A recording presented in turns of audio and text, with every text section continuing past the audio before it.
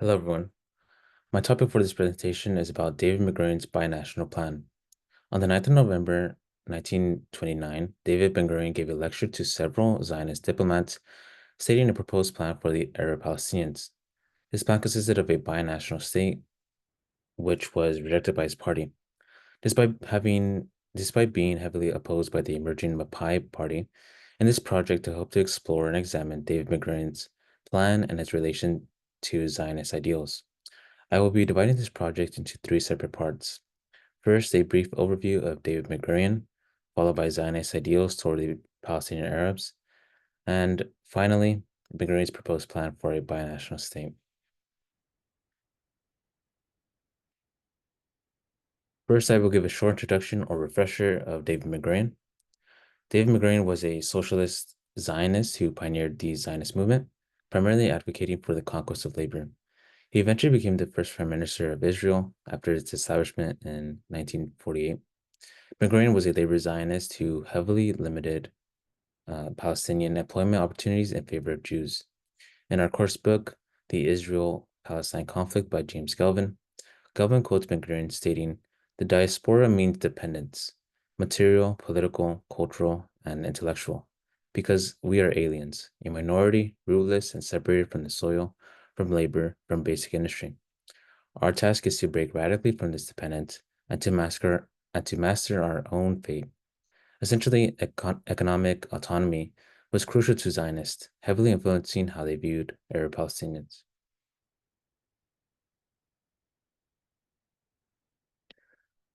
Now I will discuss Zionist attitudes toward Palestinian Arabs. Zionist attitude toward Palestinian Arabs can be described by this one phrase in Abi Eban's My Country.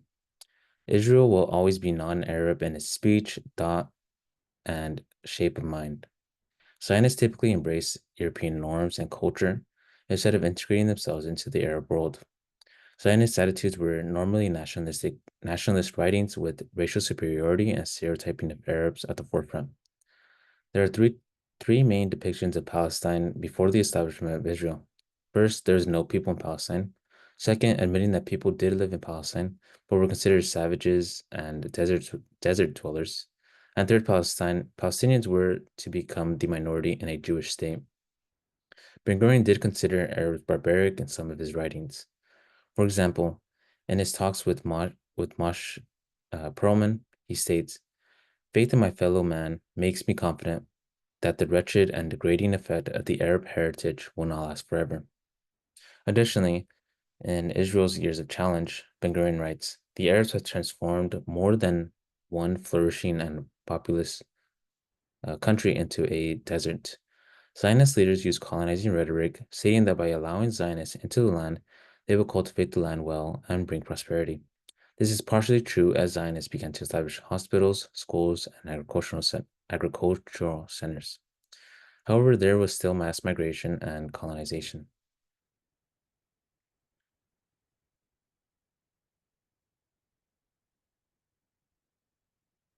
Returning to Ben-Gurion's proposal on November 9th, 1929, the proposal supported a binational state with a third administrative party or commissioner.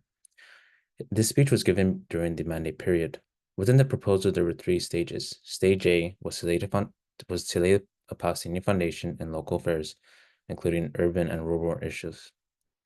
There are acknowledgments of communal, sorry, there are acknowledgments of communal, religious, and national grounds that will be decided by the mandatory government.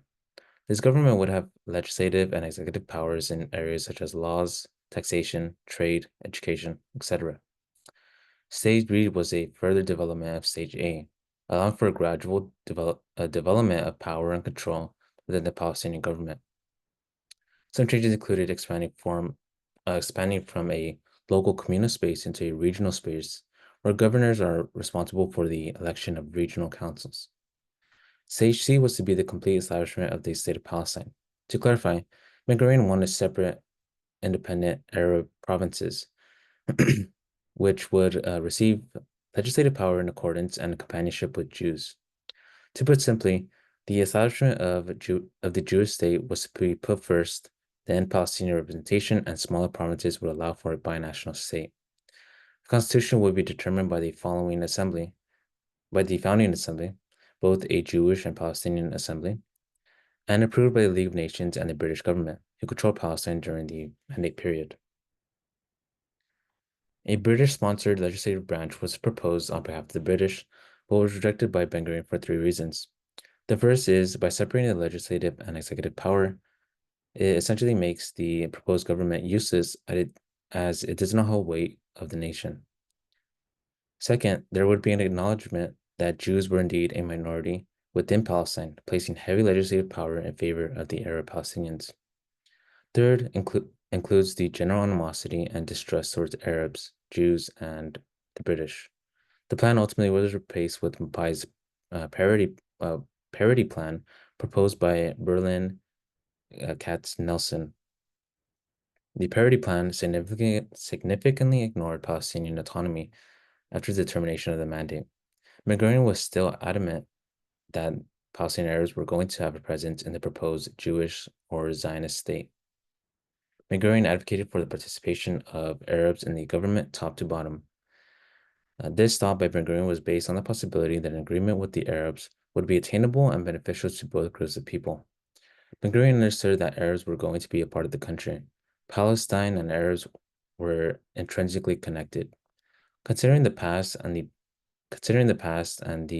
August 1929 riots in Jerusalem, his binational plan failed to realize the antagonisms between Jews and Palestinian Arabs. Additionally, this proposed plan was not popular among the masses or diplomats, eventually being abandoned due to the rise of Hitler, the large-scale Fifth Aliyah, and the rise of the Palestinian workers' movement. The 1929 riots, the rise of Hitler, mass migration of German Jews, lessened the appeal for the binational plan for Ben Gurion, leading to its abandonment. Thank you for listening.